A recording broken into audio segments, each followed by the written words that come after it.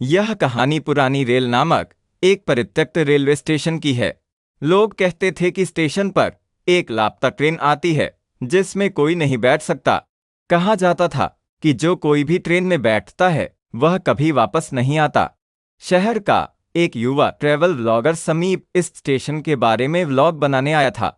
वह ऐसी कहानियों को सिर्फ अंधविश्वास मानता था और उसे लगा कि यह स्टेशन उसके अगले व्लॉग के लिए सबसे अच्छी जगह होगी। गांव के लोगों ने उसे बहुत समझाया पर वह नहीं माना। एक ठंडी धुंधली रात को समीप अपनी कार से उस स्टेशन पर पहुंचा।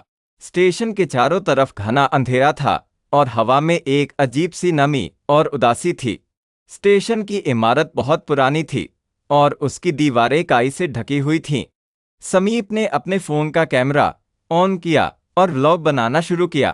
तभी उसे अपनी कार के पीछे एक पुरानी टूटी हुई कार की हेडलाइट दिखाई दी। वह पीछे मुड़कर देखा पर वहां कोई नहीं था। उसे लगा जैसे हवा में एक अजीब सी सर्द लहर फैल गई जो उसके अंदर तक घुस गई। समीप ने फिर से ड्राइव करना शुरू किया। तभी उसे अपनी कार के पीछे वही पुरानी टूटी हुई कार की हेडलाइट फिर से दिखाई दी। इस बार वह हेडलाइट उसके बहुत करीब थी। समीप ने अपनी कार की स्पीड बढ़ा दी पर वह पुरानी कार भी अपनी स्पीड बढ़ा रही थी। समीप डर गया और वह कस्बे की तरफ जाने वाली एक दूसरी सड़क पर मुड़ गया। जैसे ही वह मुड़ा उसने देखा कि वह पुरानी कार अब उसके बगल में चल रही थी। उस कार में कोई नहीं था पर उसकी लाइट चल रही थी और उसके वाइपर चल रहे थे। समीप की रूह कांप उठी। उसने तुरंत अपनी कार की स्पीड बढ़ा दी और कस्बे की तरफ भागा। पर जैसे ही वह कस्बे के पास पहुंचा उसकी कार अचानक रुक गई। कार स्टार्ट नहीं हो रही थी। समीप बाहर निकला और देखा कि कार के टायर पंचर हो गए थे। उसने फोन से मदद मांगी पर फोन में नेटवर्क नहीं था। वह अकेला और डरा हुआ था। तभी उसे अपने पीछे एक बहुत ही धीमी फुसफुसाहट सुनाई दी।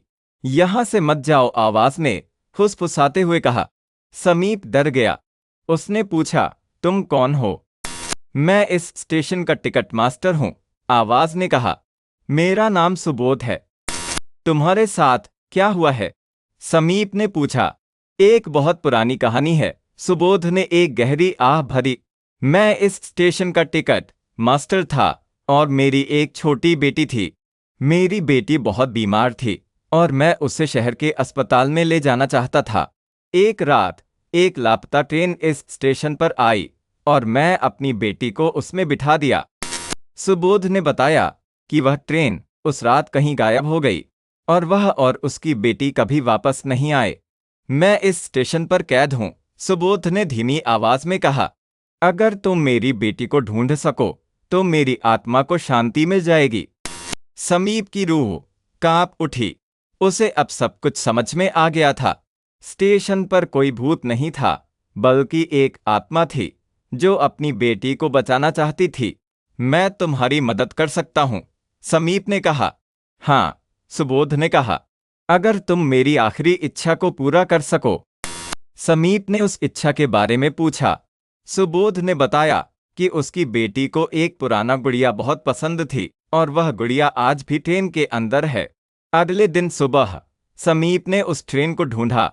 बहुत तलाश के बाद उसे एक बहुत पुरानी टूटी हुई ट्रेन मिली। ट्रेन के अंदर एक बहुत पुरानी फटी हुई गुड़िया थी। गुड़िया का चेहरा काला था पर उसकी आंखें जीवित लग रही थीं, जैसे वह समीप को देख रही हो। समीप ने गुड़िया को उठाया और उसे सुबोध को दिया। जैसे ही उसने गुड़िया दी, एक बहुत ही तेज हवा चली और हवा में एक अजीब सी चमक फैल गई। समीप ने देखा कि सुबोध और उसकी बेटी एक दूसरे को गले लगा रहे थे। धन्यवाद, सुबोध ने कहा, तुमने हमें बचा लिया। सुबोध ने एक जादुई मंत्र पढ़ा और समीप की कार ठीक हो गई।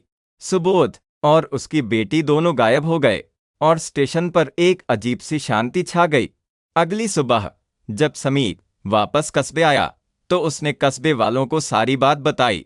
कस्बे के लोग बहुत खुश हुए और उन्होंने स्टेशन को फिर से पूजा और उसे एक स्कूल में बदल दिया। आज भी जब लोग उस स्टेशन के पास से गुजरते हैं तो उन्हें एक अजीब सी शांति महसूस होती है। लोग कहते हैं कि स्टेशन में अब कोई भूत नहीं है, बल्कि एक पिता और उसकी बेटी हैं, जो अपनी कहानी को पूरा करने के बाद अब शांत हैं।